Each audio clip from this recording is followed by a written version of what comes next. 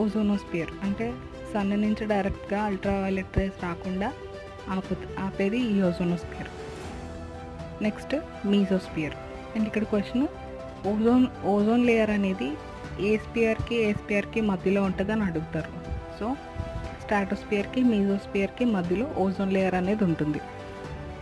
So ఓజోనోస్పియర్ thickness వచ్చేసి 20 to 25 kilometres. Next ఎం అంటే మీజోస్పియర్ అంటే 50 to 80 కిలోమీటర్స్. సో ఇక్కడ మీటియార్స్ ఇవన్నీ కూడా ఇక్కడ ఉంటాయి. నెక్స్ట్ వచ్చేసి ఐనోస్పియర్ అనేది 60 to 1000 కిలోమీటర్స్ ఉంటుంది.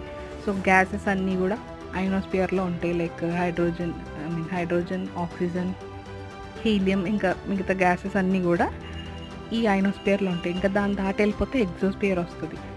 సో ఆ ఎగ్జోస్పియర్ గురించి మనకు అంత అవసరం లేదు. సో నచ్చితే లైక్ చేయండి, షేర్ చేయండి, సబ్స్క్రైబ్ చేసుకోండి. Thank you.